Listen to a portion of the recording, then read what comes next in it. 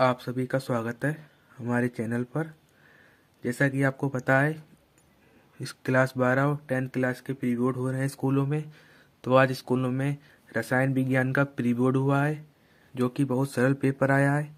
जिन्होंने साल भर मेहनत की होगी उनके लिए कति हवा में उड़ाने वाला पेपर हुआ होगा। जी, बहुत ही सरल था। रिएक्शनें आई थी और क्वेश्चन भी आए थे, न्यूमेरिकल भी आए थे। सब मिलाकर एक पैटर्न दिया था। जैसे यूपी बोर्ड में पेपर बनकर आएगा केमिस्ट्री का और विषयों का भी, वैसे इस बार वैसे ही प्री बोर्ड हो रहे हैं। तो ये पेपर उसी प्रकार का दिया गया प्री बोर्ड। जैसा ये पेपर आया है, विश्वास मानिए यूपी बोर्ड में बिल्कुल ऐसा ही पेपर आएगा। पैटर्न बिल्कुल यही होगा। प्रश्न आपको पता है वो चेंज हो सकते हैं, लेकिन पैटर्न बिल्कुल यही होगा। तो चलिए स्टार्ट करते हैं।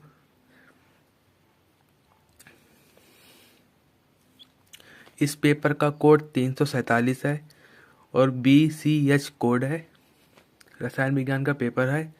पूर्णांक 70 नंबर का है और 30 नंबर का प्रैक्टिकल होता है। आप सबको पता ही होगा 30 नंबर का प्रैक्टिकल होता है फिजिक्स में और केमिस्ट्री में। तो केमिस्ट्री का प्रैक्टिकल आपको सभी को स्कूल में डेट पता ही होगी। 24 तारीख से स्टार्ट होने स्कूलों में प्रयोगात्मक परीक्षाएं स्टार्ट हो रही हैं। और इसमें पेपर में समय 3 घंटे 15 मिनट का दिया है। नोट: प्रारंभ के 15 मिनट परीक्षार्थियों को प्रश्न पत्र पढ़ने के लिए निर्धारित है।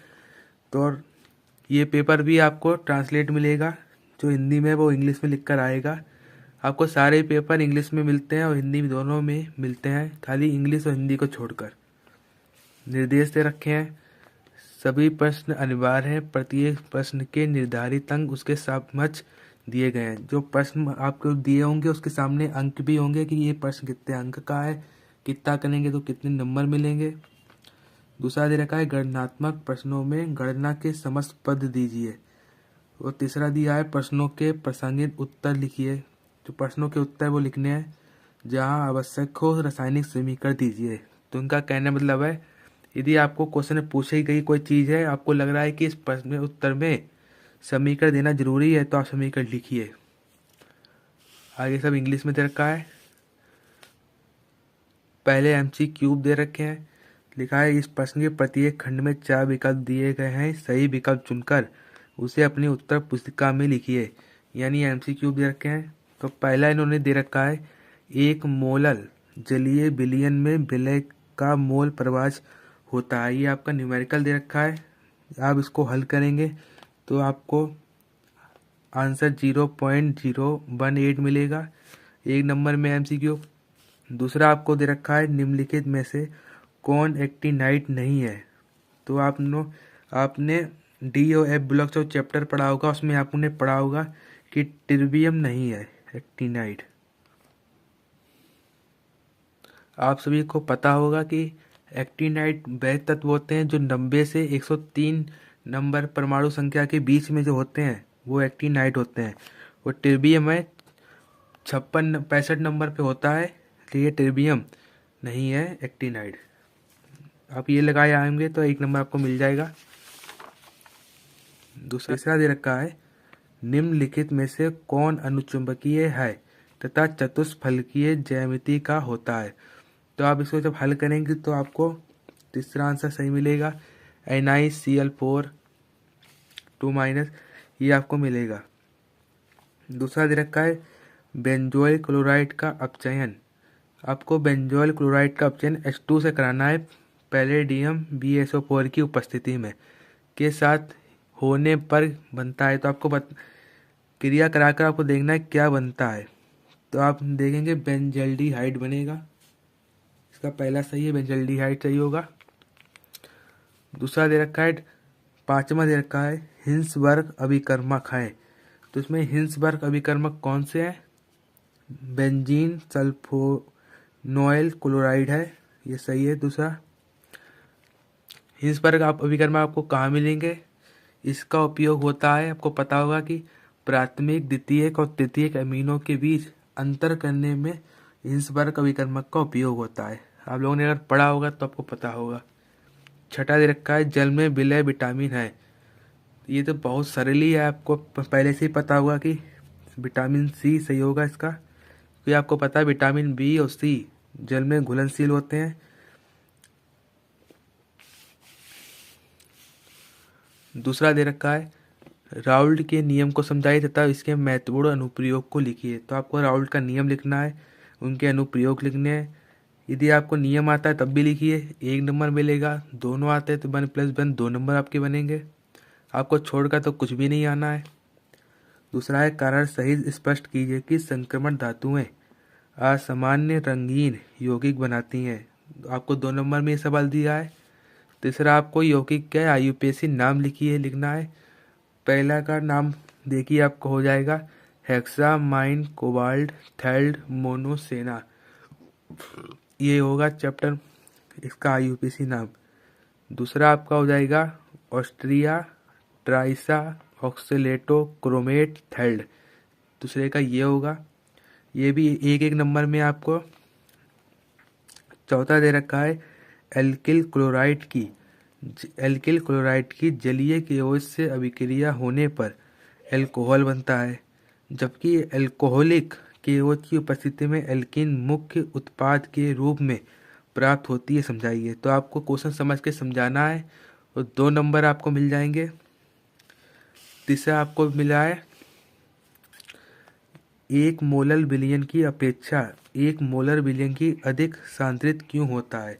तो आपको ये 2 नंबर में सवाल ये भी दिया है। दूसरा दे रखा है एथेनॉल के अम्लीय निर्जलन से एथीन बनाने की क्रिया विधि। आपको एक क्रिया विधि आपको समझानी है 2 नंबर में। एथेनॉल के अम्लीय निर्जल से एथीन बनाने की आपको एक क्रिया समझानी है और 2 नंबर मिल जाएंगे। तीसरा सवाल दे रखा है एसीटल्डिहाइड तथा एसीटोन में आप किस प्रकार विभेद करेंगे, किन्हीं 2 रासायनिक परीक्षणों को लिखिए। इनमें जो आप विभेद करें आपने रिएक्शनें पढ़ी होंगी कि सिर्फ 2 रासायनिक क्रिया लिख देनी है, आपको 2 नंबर मिल जाएंगे। चौथा दे रखा है ग्लूकोज अणु में 5 OH समूह तथा एक सिंगल बॉन्ड CHO समूह उपस्थित होते हैं, रासायनिक समीकरण देते हुए समझाइए। आपको ये समझाना है और साथ में रासायनिक समीकरण भी देनी है, वो आपको 2 नंबर मिलेंगे।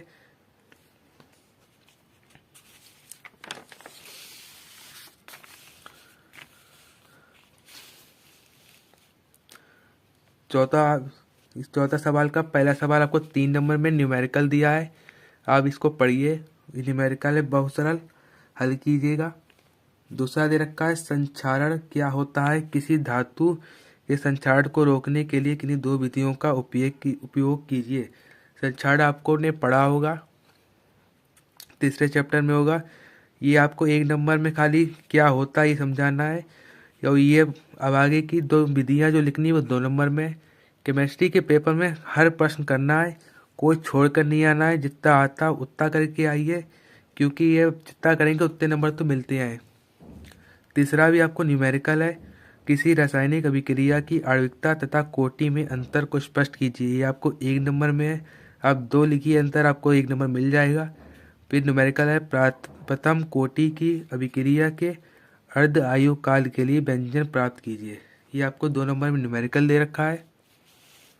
चौथा सवाल दे रखा है पोटेशियम परमैंगनेट को बनाने की विधि का वर्णन कीजिए, आपको 1 नंबर मिलेगा।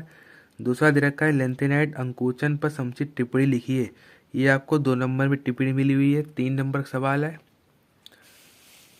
पांचवा देखिए क्लोराउस नियम को समझाइए, इस नियम से दुर्बल वैद्युत अपघट्ट का वियोजन स्थिरांक किस प्रकार ज्ञात किया जा सकता है। ये आप दूसरा आपको 2 नंबर में न्यूमेरिकल दिया क्लोराउस का, ये आपको न्यूमेरिकल करना है।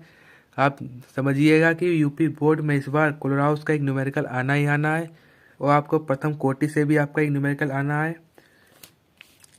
ये नीचे देगी आप दूसरा न्यूमेरिकल दे रखा है किसी अभिक्रिया की सक्रिय ऊर्जा को परिभाषित कीजिए। इसी चैप्टर में से आपका यूपी बोर्ड में एक न्यूमेरिकल जरूर 4 नंबर में आएगा और एक क्लोराउस या सेल में से जरूर आएगा सवाल।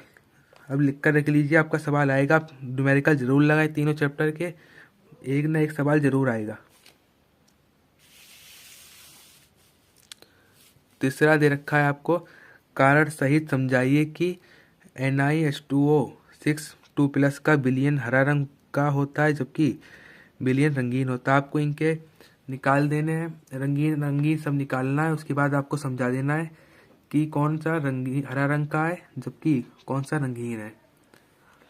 दूसरा भी ऐसा है दे रखा है यौगिक के सभी त्रिविम समूहों की रचनाएं बनाइए। आपको इसकी संरचना बनाकर दिखानी है इनको।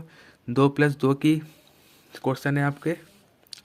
चौथा दे रखा है न्यूक्लिक अम्ल क्या है, ये आपको 1 नंबर मिला है। न्यूक्लिक ओसाइड तथा न्यूक्लिक ओटाइड में क्या अंतर है, ये अंतर आपको 1 नंबर में मिला है। न्यूक्लिक अम्लों के जैविक कार्यों को बताइए, ये आपको 2 नंबर मिलेगा। 4 नंबर सवाल है ये। अब 5 नंबर सवाल आपको मिलेंगे। इसमें आपको ऑप्शन मिलेंगे, यदि आपको नहीं आता तो आप क्या इसके अलावा कोई दूसरा क्वेश्चन भी चुन सकते हैं। अभी तक आपको कोई चॉइस नहीं दी गई थी क्वेश्चनों में, आता हो करिए, नहीं आता तो छोड़िए, यही था पिछले पेपर में। छठा है फ्रियोन तथा टेट्राक्लोराइड मेथेन के अनुप्रयोग को लिखिए। निम्नलिखित रूपांतरणों के लिए रासायनिक समीकरण दीजिए। इन सब की आपको रासायनिक समीकरण देनी है। फ्रियोन तथा टेट्राक्लोरोमेथेन के अनुप्रयोग को लिखिए, ये आपको लिखना है 5 नंबर में। यदि आपको ये नहीं आता है तो अथवा में आपको एक दूसरा क्वेश्चन दे रखा है, नाभिकारिक प्रतिस्थापन अभिक्रियाओं क्या होती हैं। हेलो एल्केनों में एक अणुक तथा द्विअणुक नाभिकारिक प्रतिस्थापन अभिक्रियाओं SN1 तथा SN2 की क्रियाविधि को समझाइए। अब ये भी कर सकते हैं, ये भी 5 नंबर में आया हुआ है। इसी में दूसरा खंड खा दे रखा है। नेम रिएक्शनें आई हैं इसमें। पहली आई है राइमर टीमन अभिक्रिया, दूसरी आई है कोल्बे अभिक्रिया, तीसरी आई है विलियमसन ईथर संश्लेषण। आप 10-15 नेम रिएक्शन पढ़ के जरूर जाइएगा, क्योंकि यूपी बोर्ड में आपको जरूर ये नेम रिएक्शन कम से कम 4 से 5 जरूर आएंगी।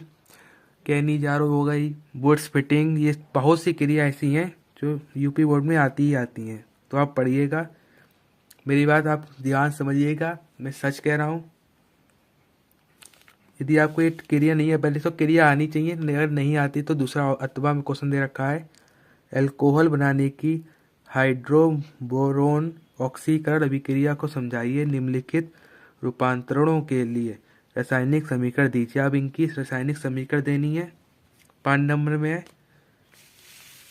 अब 7वां दे रखा है, क्या होता है जबकि केवल रासायनिक समय, आप जो आप लोग को दे रखी होंगी सिर्फ रासायनिक समीकरण लिखनी है आपको, और कुछ नहीं लिखना है। 5 नंबर में है।